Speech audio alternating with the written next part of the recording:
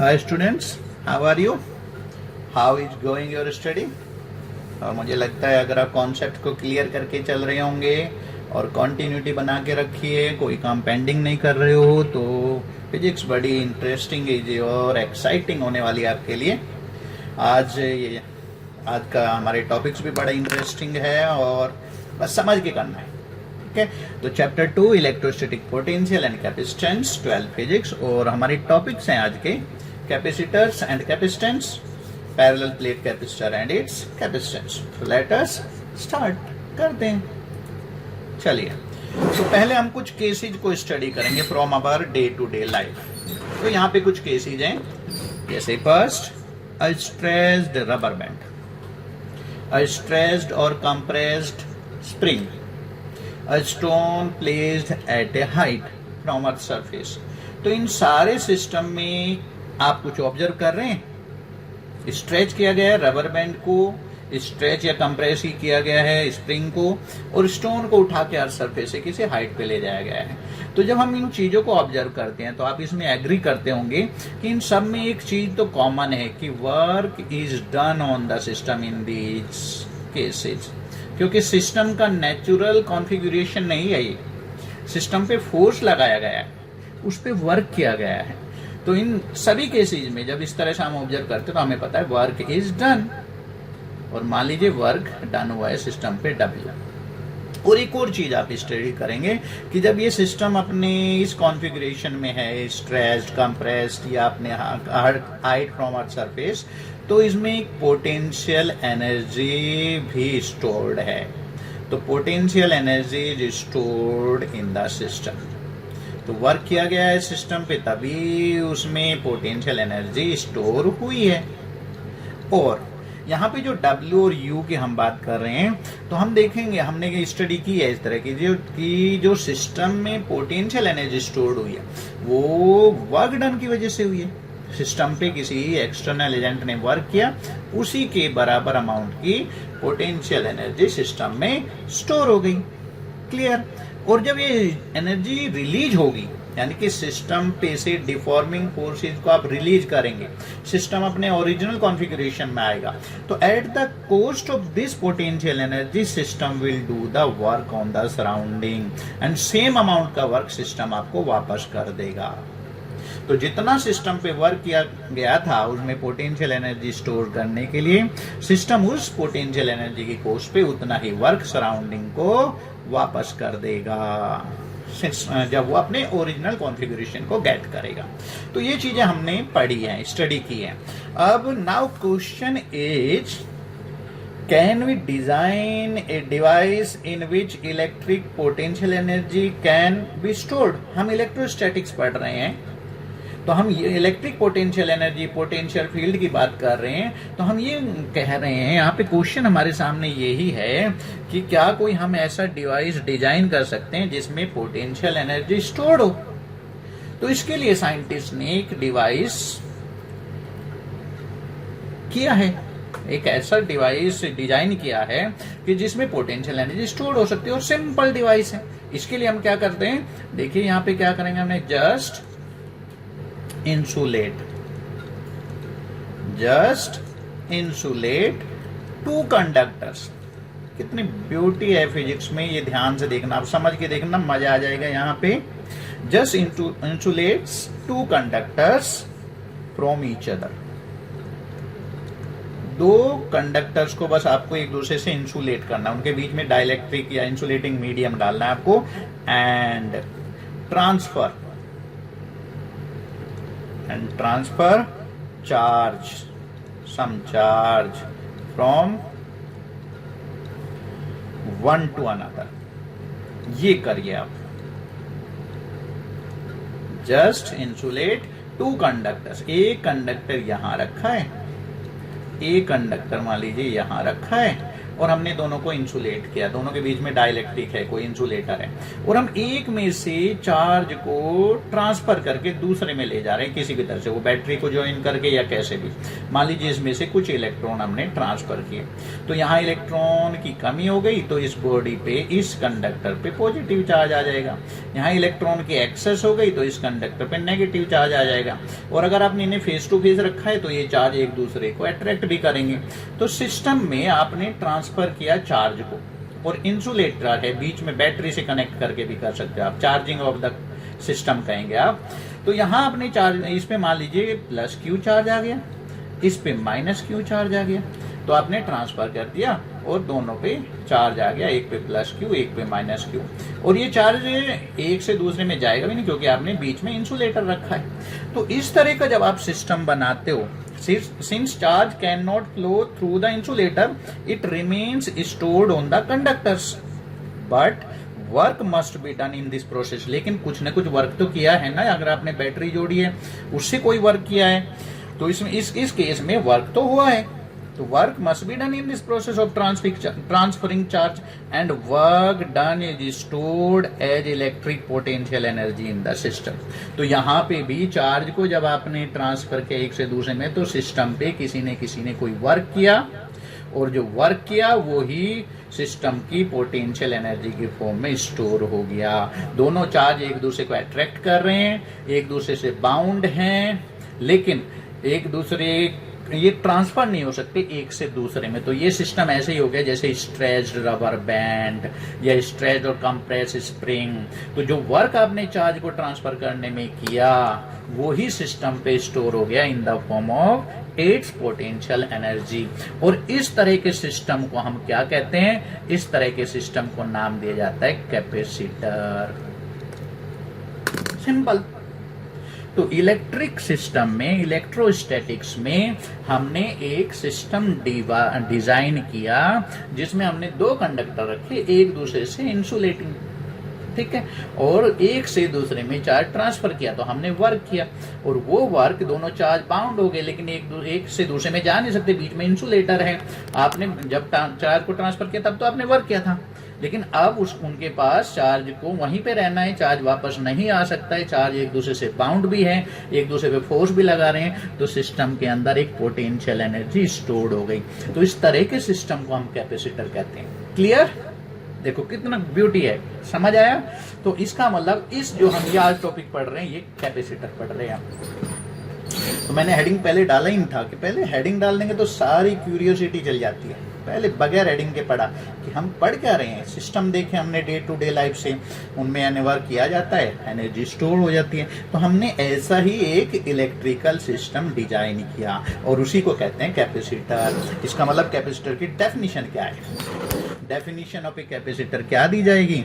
एक capacitor is a system of two conductors separated by an insulating medium that is used to store electric charge and hence electric energy। तो ऐसे system को हम कहते हैं capacitor, जिसमें दो कंडक्टर एक दूसरे से इंसुलेटिंग मीडियम से सेपरेट होते हैं और इनको यूज किया जाता है to store electric charge and hence electric energy. और कैपेसिटर को यूज कहाँ किया जाता है? हमारे फैन में किया जाता है। अब फैन में जो इलेक्ट्रिक फैन है हमारे घरों में सब में कैपेसिटर लगा होता है, सीलिंग फैन। लेकिन वो क्या काम करता है उसकी डिटेल तो हम आगे जाके पढ़ेंगे, लेकिन वहां पे काम कर रहा है ये सिस्टम। ऐसे ट्यूनिंग सर्किट्स जो होते हैं रेडियो में, ट्रांजिस्टर में या टीवी में, जिसमें हम कैपेसिटर यूज होता है और वहाँ पे वो क्या काम करते हैं वो आगे हम फिजिक्स में पढ़ेंगे। तो कैपेसिटर हमारा एसी से डीसी का जब सर्किट बनाया जाता है वहाँ कैपेसिटर का काम आता है। तो इस तरह से हम आगे कैपेसिटर के बहुत सारे यूजेज पढ़ेंगे, लेकिन कैपेसिटर की कॉन्सेप्ट क्या है, बेस क्या है? That is this. तो देख लीजिए आप कितनी ब्यूटी है, आपको समझ आ गया होगा। एक सिस्टम है दो कंडक्टर का, आपने चार्ज ट्रांसफर किया तो आपने वर्क किया, वो ही वर्क, क्योंकि चार्ज बाउंड हो गए एक दूसरे से अट्रैक्ट कर रहे हैं, लेकिन एक चार्ज एक से दूसरे पे जा नहीं सकता है, तो यहाँ पे पोटेंशियल एनर्जी की फॉर्म में वो वर्क स्टोर हो गया, electric potential energy. Very beautiful concept, समझ आया? तो नेक्स्ट स्टार्ट करते हैं, नेक्स्ट लेते हैं इसका। तो अब बात करते हैं कैपेसिटेंस क्या होता है। फिर तो जब हमने कैपेसिटर पढ़ लिया तो कैपेसिटेंस जो होता है ये उसकी एबिलिटी मापने के लिए, कितना चार्ज कोई कैपेसिटर स्टोर कर सकता है, उसकी एबिलिटी मेजर करने के लिए हम फिजिकल क्वांटिटी लेते हैं जिसको कहते हैं कैपेसिटेंस। तो कैपेसिटेंस क्या है? The capacitance is a measure of the ability of a capacitor to store charge,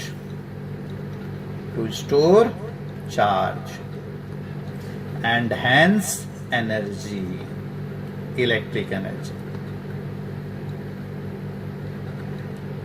तो capacitance is the measure of the ability of a capacitor to store charge and hence energy. अब हम बात करते हैं, अभी हमने पढ़ा कैपेसिटर क्या होता है। तो कैपेसिटर हमने लिया दो conductor insulating from each other, एक से दूसरे में ट्रांसफर किया हमने चार्ज को, और मान लीजिए एक पे प्लस क्यू चार्ज आ गया, एक पे माइनस क्यू चार्ज आ गया। क्योंकि चार्ज ट्रांसफर किया तो जितना एक से कम होगा उतना ही एक दूसरे पे एक्सेस होगा इलेक्ट्रॉन्स। तो ये आपका कैपेसिटर है। तो एक capacitor is assume to have equal and opposite charges. Capacitor पे इक्वल और अपोजिट चार्जेस हैं।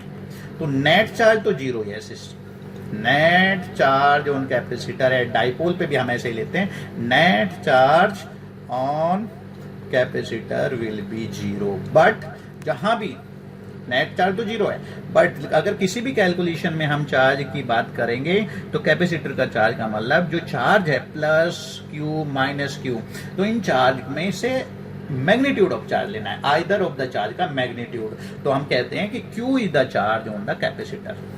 ठीक है, तो प्लस क्यू माइनस क्यू दोनों का सम अगर करेंगे तो जीरो है। ठीक है, नेट चार्ज जीरो है, लेकिन दोनों चार्जेज के इफेक्ट हैं, एक दूसरे पे इफेक्ट कर रहे हैं, तो उसी वजह से ये सिस्टम बना है। तो नेट चार्ज जरूर कैपेसिटर पे जीरो रहेगा, लेकिन बात जब भी करेंगे कि हम कैपेसिटर के चार्ज की, तो हम कहेंगे Q charge is on the capacitor. तो अब magnitude of either of the charge लिया जाएगा।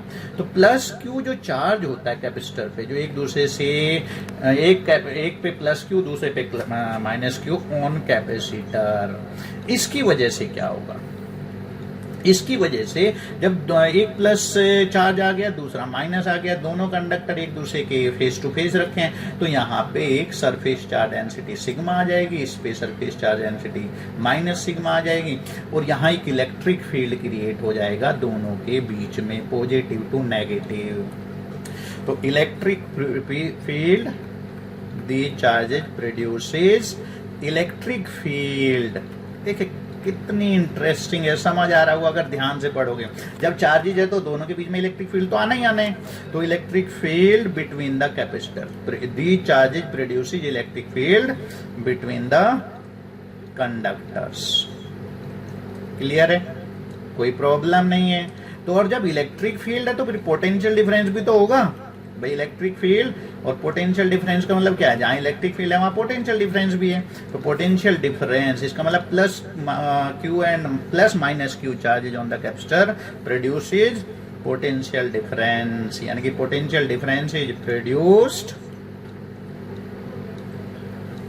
Between the conductors. तो इसमें तो कोई कंफ्यूजन नहीं होना चाहिए आपको। और यहाँ पे हम पोटेंशियल डिफरेंस को डेल्टा वी ना दिखा के वी से ही दिखाते हैं। ठीक है, मान लीजिए इसका पोटेंशियल है वी नॉट प्लस वी, और माइनस वाले का है मान लीजिए वी नॉट, तो डिफरेंस कितना हुआ? तो डेल्टा वी ना लेके सिंपल वी से ही दिखाते हैं हम पोटेंशियल डिफरेंस को।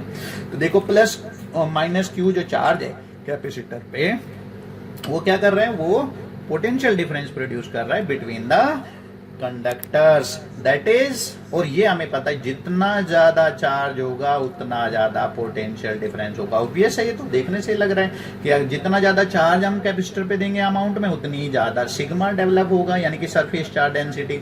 और हमें पता ही है कि कंडक्टर के बाहर इलेक्ट्रिक फील्ड सिग्मा पे डिपेंड करता है। तो Q is proportional to V।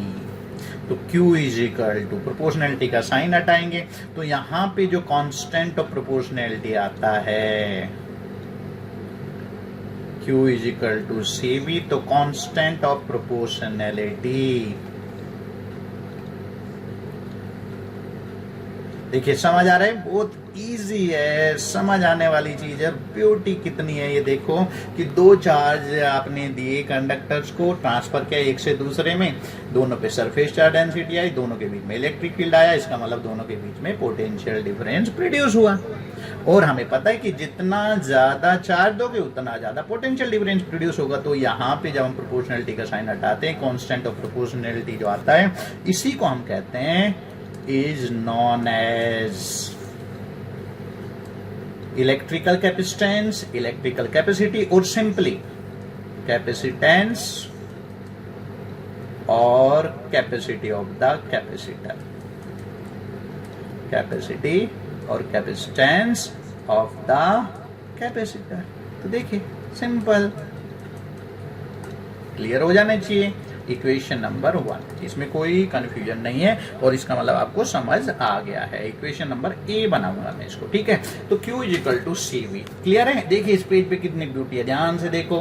Plus minus Q charge दोनों कंडक्टर के बीच में इलेक्ट्रिक फील्ड प्रोड्यूस कर रहे हैं, जिसकी वजह से पोटेंशियल क्रिएट हो रहा है। और Q प्रोपोर्शनल टू V है, प्रोपोर्शनलिटी कांस्टेंट C है। इसी को हम कहते हैं constant of proportionality and it is known as capacitance और कैपेसिटी ऑफ द कैपेसिटर। अब हम बात करते हैं कि कोई आपसे पूछे कि भाई ठीक है ये तो पढ़ लिया आपने, तो it is denoted by C, it is capacitance को हम सी से डिनोट करते हैं, कैपिटल सी से डिनोट करते हैं। एंड वी कैन राइट, इसका मतलब कोई आपसे कैपेसिटेंस की बात करे, इसकी डेफिनेशन होनी चाहिए। तो C इज इक्वल टू, आपको पता चल गया इक्वेशन 1 से, Q is equal to CV था, तो C is equal to Q by V। हमारा मेन मकसद तो यहाँ कैपेसिटेंस को स्टडी करना है, इसको लेफ्ट साइड में ले आए तो ये बराबर हुआ ratio of charge on the capacitor divide by the potential difference between it's two parts. तो ये हो गया। अब जब इस तरह का फॉर्मूला आ जाता है तो हम इससे 4 टास्क कर सकते हैं, 4 टास्क। फिजिक्स इसलिए आसान है, इंटरेस्टिंग है और एक्साइटिंग है। आप एक फॉर्मूले से 4 काम करेंगे, रटना नहीं है। इसी फॉर्मूले से हम डिफाइन करेंगे डेफिनेशन ऑफ कैपेसिटेंस, यहीं पे डिफाइन करेंगे इसी से मैथमेटिकली, और फिर हम इसी फॉर्मूले से हम कैपेसिटेंस की यूनिट निकालेंगे, इसी फॉर्मूले से हम यूनिट को डिफाइन करेंगे ऑफ यूनिट, और 4th हम डायमेंशनल फॉर्मूला निकालेंगे कैपेसिटेंस का। तो एक जरा सा formula C is equal to Q by V, इसी से हम ये 4 काम करने वाले हैं। तो पहला काम स्टार्ट कर दीजिए आप, कैपेसिटेंस को डिफाइन करिए इस फॉर्मूले को यूज करके। तो from equation 1, if V is equal to 1 then C is equal to Q, और यहां से हो गया define capacitance is equal to charge. कौन सा चार्ज? जो चार्ज दिया जाता है कैपेसिटर को, जिसकी वजह से कैपेसिटर के कंडक्टर्स के बीच में 1 वोल्ट का पोटेंशियल डिफरेंस आए। तो मैं लिख ही देते हैं इसको, देयरफॉर यहां से डिफाइन करिए, देयरफॉर। तो इसी फॉर्मूले से V को 1 करके C को Q कर दिया और डेफिनेशन आ गई, therefore capacitance of a capacitor, capacitance of a capacitor is defined as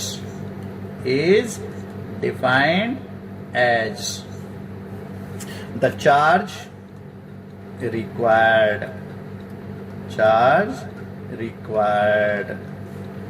to raise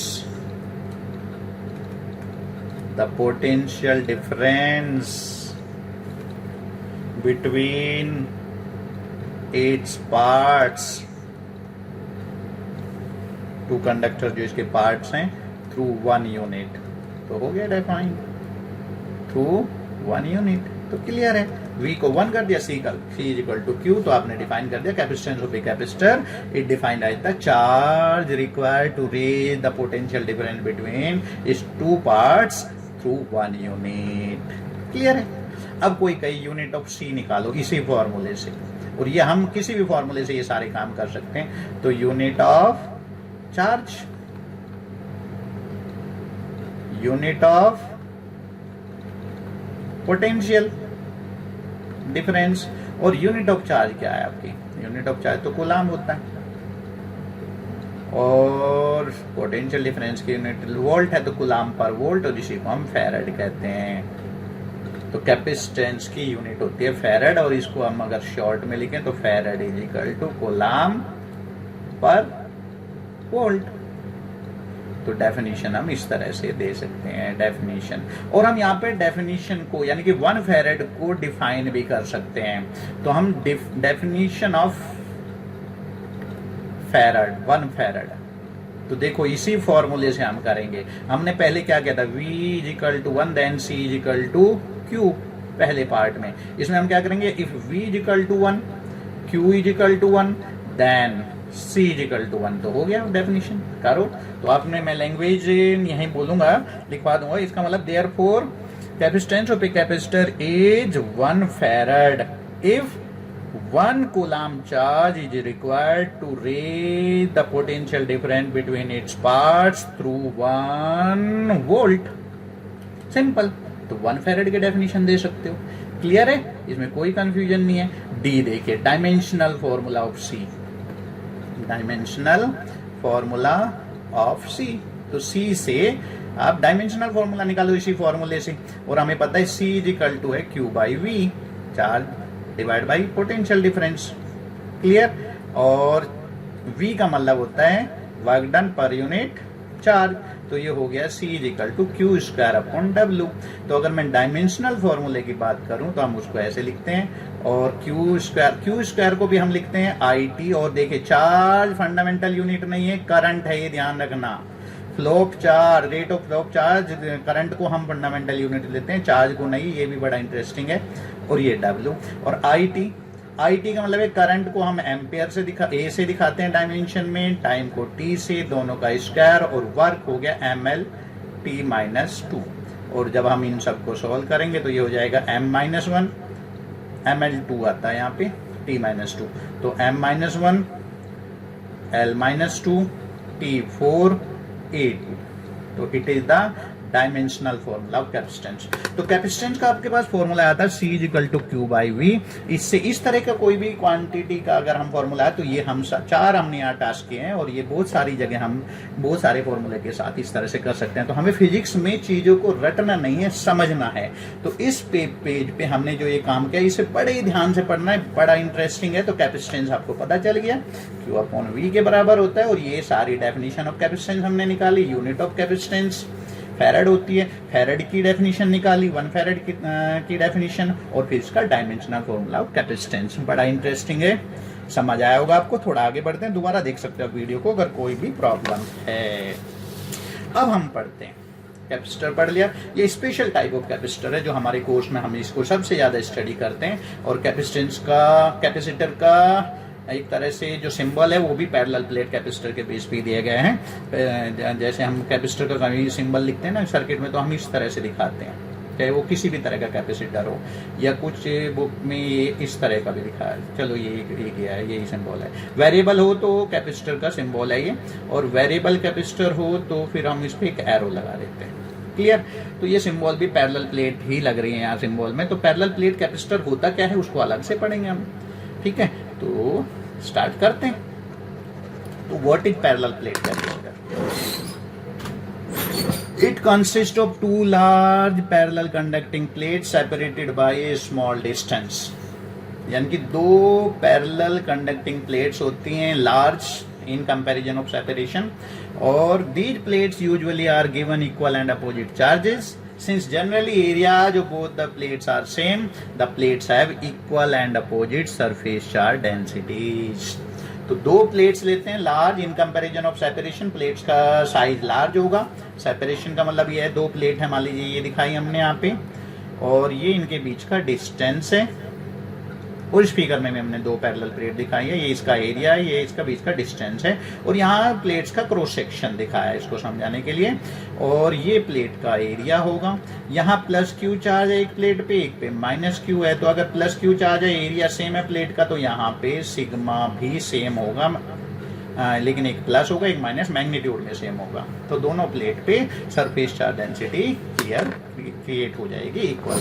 clear है। अब हम इसका कैपेसिटेंस की स्टडी करेंगे कि पैरेलल प्लेट कैपेसिटर जिसमें हमने 2 प्लेट ली पैरेलल टू ईच अदर, ये देखिए इधर, दो प्लेट हैं, दोनों एक दूसरे के पैरेलल रखी हैं और दोनों के एरिया सेम है, दोनों के बीच में डिस्टेंस d है और दोनों पे हमने एक पे चार्ज q दिया है, दूसरे पे माइनस q दिया है, तो फिर एक पे sigma plus surface charge density create हो गई और पे सिग्मा माइनस। तो अब इसके कैपेसिटेंस की हमें स्टडी करनी है। तो since d is much smaller than the linear dimensions of the plates, that is d square is very very smaller than area of the plates, we can use result on electric field by infinite plane sheet of uniform surface charge density। क्योंकि plate का area separation के मुकाबले बहुत बड़ा है, इसलिए हम इनको इनफाइनाइट प्लेन शीट की तरह से ट्रीट कर सकते हैं और वही हम इलेक्ट्रिक फील्ड का इनफाइनाइट प्लेन शीट के लिए जो फॉर्मूला होता है उसको यूज कर सकते हैं। क्लियर है? इसमें कोई भी यहाँ पे प्रॉब्लम नहीं आनी चाहिए।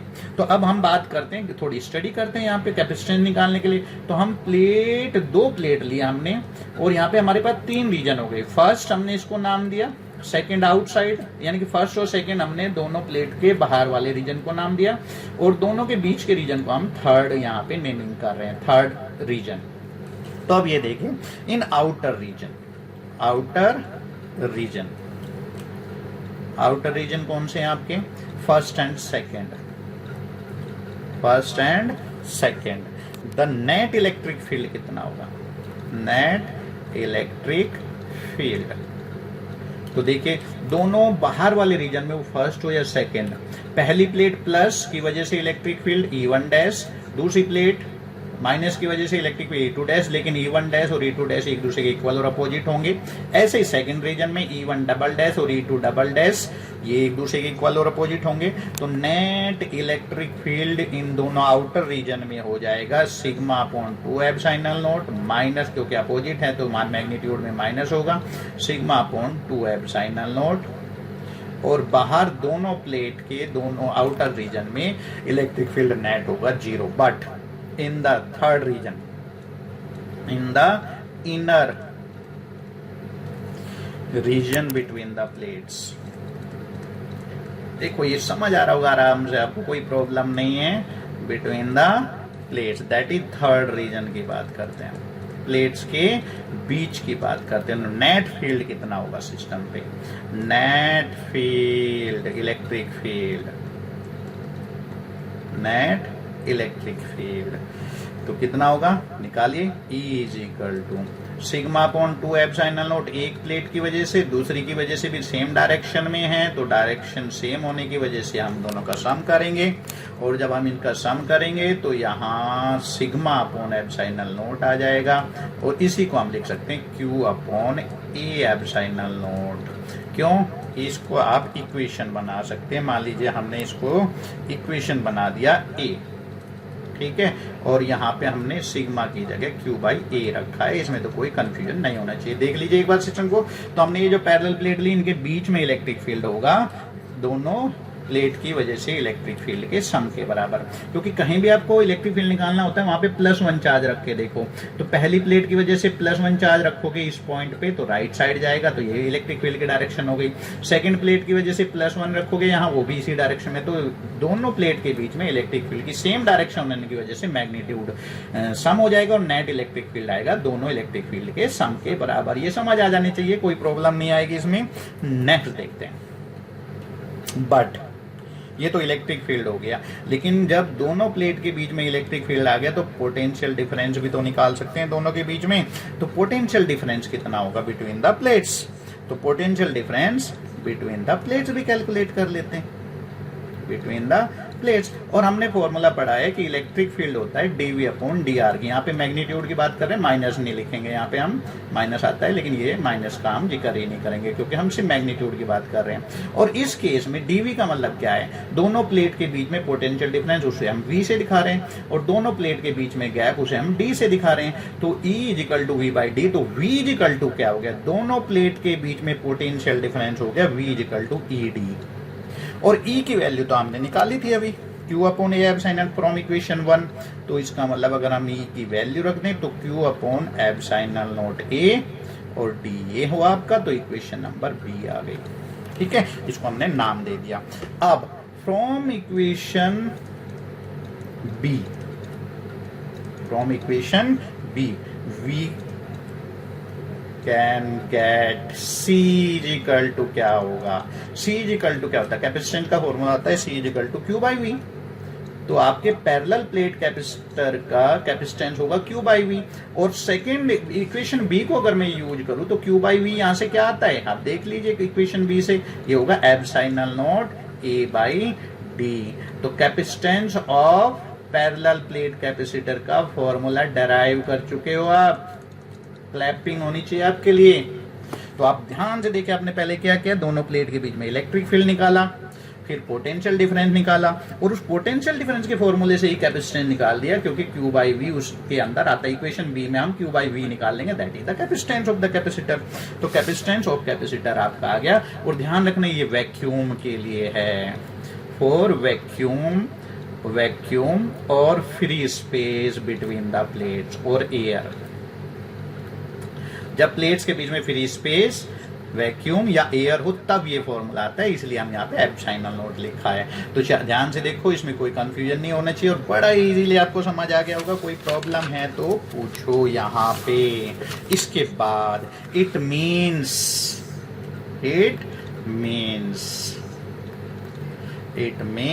Capacitance depend only geometry of the system. That is capacitance किस पे डिपेंड कर रहा है, अगर मैं इसको इक्वेशन 1 को एनालाइज करूं तो कैपेसिटेंस डिपेंड कर रहा है ज्योमेट्री ऑफ द सिस्टम, यानी कि एरिया ऑफ द प्लेट्स पे directly and between the separation पे इनवर्सली। तो यहीं से आपको पता चल गया इसका मतलब it means capacitance depends only on the geometry of the system and nature of the medium between the plate. यहाँ पे वैक्यूम है, अगर कोई मीडियम आएगा तो एप्सिलॉन नोट की जगह एप्सिलॉन आएगा, वो हम आगे पढ़ेंगे। यानी कि अगर किसी मीडियम की बात करेंगे ना, for any medium other than air, तो फिर यही फॉर्मूला क्या बनना चाहिए, एप्सिलॉन ए बाई डी होना चाहिए। और ये कहाँ आएगा ये थोड़ा हम आगे पढ़ेंगे, लेकिन ये तो अंडरस्टूड है। अगर एप्सिलॉन नोट है, कोई मीडियम आएगा तो वहाँ एप्सिलॉन आएगा, सिंपल। चलो इसको आगे पढ़ेंगे, यहाँ इतना ही। तो आज ये आपको देखो समझ आया या नहीं। तो पैरेलल प्लेट कैपेसिटर का एक बार आप देख लेना और दोबारा आप वीडियो देखोगे, इजीली समझ आएगा। दोनों प्लेट के बीच में इलेक्ट्रिक फील्ड निकालना है, फिर पोटेंशियल डिफरेंस निकालना है, उसी से ये फॉर्मूला आ जाएगा डायरेक्ट। तो आप जब भी कोई काम करते हो, जब भी स्टडी करते हो, तो उसको स्टेप बना लो। इस डेरिवेशन में हमने क्या किया, इस डेरिवेशन में हमने क्या किया, पैरेलल प्लेट के बीच में इलेक्ट्रिक फील्ड निकाला, उससे फिर पोटेंशियल डिफरेंस निकाला, और उसी फॉर्मूले से हम पोटेंशियल डिफरेंस का जो फॉर्मूला आता है C is equal to Q by V calculate कर लिया। अगर ये चीज आप माइंड में रखोगे तो रटना नहीं पड़ेगा आपको, देखना, इसको समझना, इजी है चीजें। अगर समझ के करोगे तो C is equal to epsilon naught A by D formula आ गया। अब आप आगे बढ़ते हैं, तो एक दो न्यूमेरिकल भी करेंगे जो आज हमने टॉपिक पढ़े हैं उनके बेस पे। तो पहला क्वेश्चन है, when 1 into 10 to the power 1 multiplied by 10 to the power 12 electrons are transferred from one plate to another of a capacitor, a potential difference of 10 volt develops between the plates, calculate the capacitance of the capacitor। तो देखो क्या दिया है यहाँ पे, दोबारा पढ़िए question को, 3 बार पढ़िए, जितनी बार आपका मन करता है करिए। आपको देखा कि इलेक्ट्रॉन ट्रांसफर किए आपने एक प्लेट से दूसरे पे, तो इसका मतलब charge Q is equal to आपको पता है नहीं, ठीक है, एक पे प्लस एक पे माइनस, जिस पे इलेक्ट्रॉन गए होंगे उस पे माइनस, जिस पे से इलेक्ट्रॉन गए उस पे प्लस, इस पे माइनस। क्लियर है? तो ये तो हो गया। चलो V, तो पोटेंशियल डिफरेंस 10 वोल्ट बना, तो कैपेसिटेंस निकालना है, एग्जीक्यूशन कर लेते हैं। तो आपने गिवन नोट किया, N दे रखा है, V दे रखा है, निकालना हमें C है। फॉर्मूला कौन सा यूज होगा एग्जीक्यूशन में, सबसे पहले हमें फॉर्मूला, तो C is equal to Q by V use होगा। तो आप कर लीजिए। तो पहले Q को कैलकुलेट करना पड़ेगा आपको, और Q तो यहाँ पे NE के बराबर है, तो NE अपॉन V। तो N कितना है, 1.0 इंटू 10 टू दी पावर 12, ये तो N हो गया। और चार्ज होता है इलेक्ट्रॉन पे 1.6 into 10 to the power -19 coulomb में आ गया। ऐसा यूनिट लेंगे हम सारी, और वोल्ट हो गया 10। तो जब हम इनको सॉल्व करेंगे तो ये आएगा 1.6 into 10 to the power -8 farad. तो हो गया ये न्यूमेरिकल। तो सिंपल, आपने जो आज किया था C equal to Q upon V के बेस पे एक न्यूमेरिकल कर लिया आपने। अब थोड़ा अगला एक और देख लेते हैं, एक न्यूमेरिकल और कर लेते हैं। Calculate the area of the plates, यहाँ पे हम एरिया ऑफ द प्लेट्स निकाल रहे हैं। Of parallel plate capacitor needed to have एक 1 फैरड का कैपेसिटेंस का पैरेलल प्लेट कैपेसिटर चाहिए हमें, और जिसके सेपरेशन 1 सेंटीमीटर हो, तो हमें प्लेट एरिया निकालना है। तो 1 फैरड का पैरेलल प्लेट कैपेसिटर बनाना है, दोनों प्लेट के बीच में इन्होंने डिस्टेंस दे दिया 1 सेंटीमीटर रखना है, तो एरिया ऑफ प्लेट कितना होगा। तो देख लीजिए, नोट कर लीजिए, एक डायग्राम जरूर बनाओ अगर पॉसिबल है। गिवन नोट करो, यहाँ पे C = 1 फैरड है, D को 1 सेंटीमीटर रखा है, और हमें करना क्या, एरिया निकालना है। तो फॉर्मूला हमें कौन एग्जीक्यूशन करते हैं, फॉर्मूला कौन सा यूज होगा, हमें पता है पैरेलल प्लेट कैपेसिटर के लिए कैपेसिटेंस का फॉर्मूला होता है C = A/D। और यहाँ पे जो भी इन्होंने वैल्यू दिए हैं उनका SI यूनिट में चेंज करना है। तो ये 1 सेंटीमीटर का मतलब 10⁻² मीटर। आपको C दे रखा है, आपको A निकालना है, तो A ये फॉर्मूला यूज होना है। क्लियर, इजी, तो करो। तो A निकालना है, तो CD/ε0। C कितना है, 1 फैरड का बनाना चाहते हो, D है 10⁻² मीटर, ε0 की वैल्यू होती है 8.5 × 10⁻12। ठीक है, अब ये सारी वैल्यूज SI यूनिट में है, तो आंसर आपका SI यूनिट में अपने आप आएगा निकल के। तो सारी चीज़ों को सॉल्व करना, और इसको जब आप सॉल्व करोगे तो ये अप्रोक्सीमेटली आएगा 10⁹ मीटर²। या अगर मैं इसको थोड़ा और आगे करूं, देखें कितना एक्साइटेड है। आप ये सोच के देखो, इतनी बड़ी आपको प्लेट लेनी पड़ेगी जिसका एरिया हो 10⁹ मीटर², यानी कि 10⁻³ किलोमीटर²। यानी कि आप कह सकते हो it means 1 farad the length and 1 farad का ही कैपेसिटर बनाने के लिए आपको the length and breadth of plate should be about 30 kilometre. यानी कि आपको प्लेट्स की लेंथ 30 किलोमीटर, ब्रेथ अप्रोक्सीमेटली यानी मोर देन 30 किलोमीटर। और इतनी बड़ी प्लेट आप कैसे बनाओगे, ऑलमोस्ट इम्पॉसिबल। तो ये क्वेश्चन करने का मतलब यही है कि एक 1 farad is a very very big unit of capacitor. इसको अगर हम बनाना चाहते हैं तो देखिए कितनी बड़ी, प्रैक्टिकली पॉसिबल ही नहीं है। तो ये जो इस तरह के न्यूमेरिकल करते हैं, ये एक्साइट करते हैं हमें कि अगर हम 1 फैरड का भी कैपेसिटर बनाना चाहते हैं तो हमें 30 किलोमीटर लेंथ, 30 किलोमीटर ब्रेथ की 2 प्लेट को 1 सेंटीमीटर के गैप पे रखना पड़ेगा। और आप सोच के देखिए, ये पॉसिबल है, नहीं है, इट इज ऑलमोस्ट इम्पॉसिबल। तो ये आपका कंक्लूजन क्या आया यहाँ पे कि 1 farad is very very big unit of capacitance.